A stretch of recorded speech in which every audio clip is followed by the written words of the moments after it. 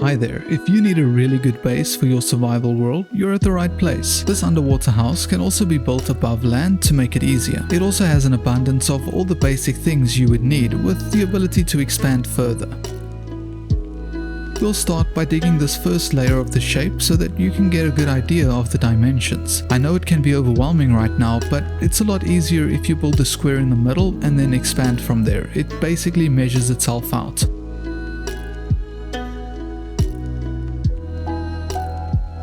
The next step will be to dig another 4 blocks into the ground. That's a total of 5 blocks deep. I figured this is the perfect time to show you the materials you'll need. Pause the video here if you need to.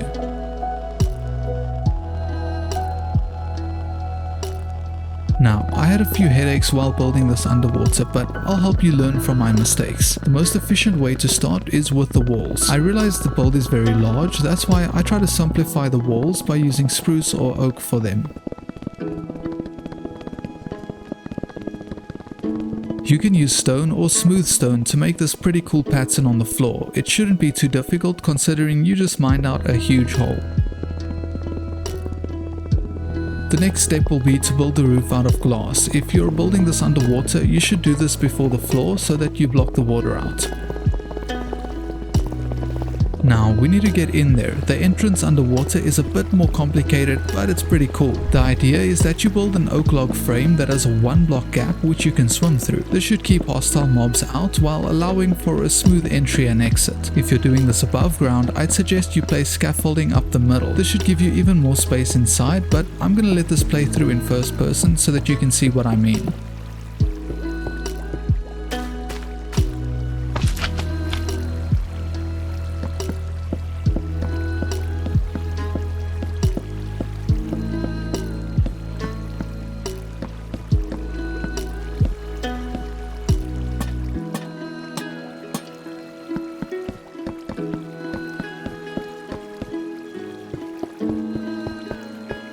Now, heading inside, you can build a maximum enchanting table in one corner. But since you have access to stronger gear, let's also give you the possibility for a more challenging adventure by building a portal in this wall. Keep in mind, this will be very loud, so if that's going to bother you, you can either turn down your volume or just build a portal in a wall further away.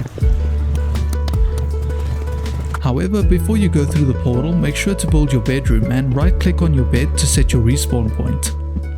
Having storage nearby is always convenient, so add a few chests here as well. Now, in order for us to unleash the full potential of this base, we need doorways to get to the other rooms.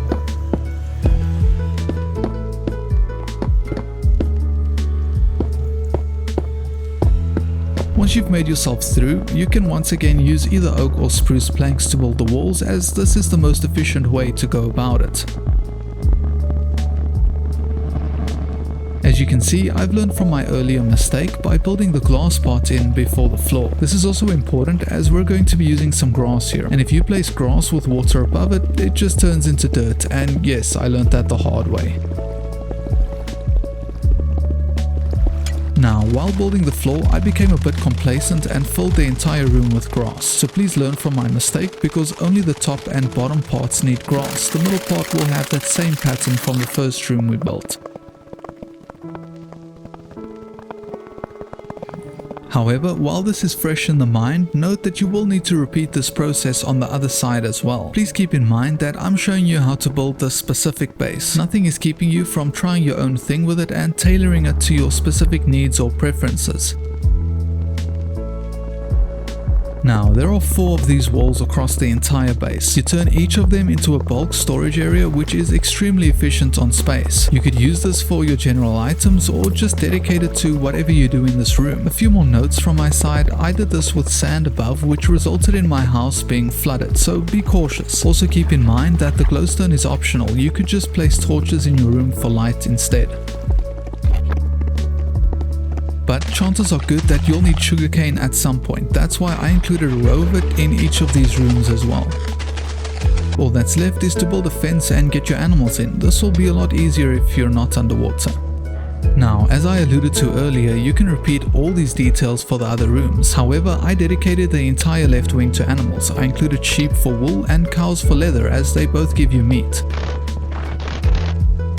But let's start pushing the limits a bit with a slightly more complex feature, which I'll do in first person to make it easier to follow. This is going to be a semi-automatic smelter, and don't worry, it's not complicated. It's important to note that it doesn't have a system that loads automatically. However, as long as you make sure the furnace has fuel and the chest above has stuff to smelt, it should save you loads of time. On a side note, if this whole base feels a bit too overwhelming for you, you can get the world download and schematic from my Patreon. Keep in mind that when you join, you'll gain access to everything on there, which means if you're smart, you can join, download everything available at the time, only be charged once and leave. There's also a collection of free builds on there, so if you'd like to support the channel, consider checking out the Patreon. I'll leave a link in the description.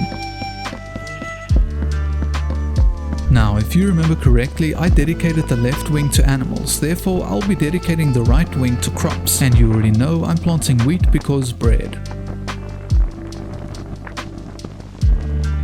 But the right wing's middle section still needs to be built, so I've decided to include a mine over here. This way you can acquire more resources without having to leave your base and store them in the chests on the sides.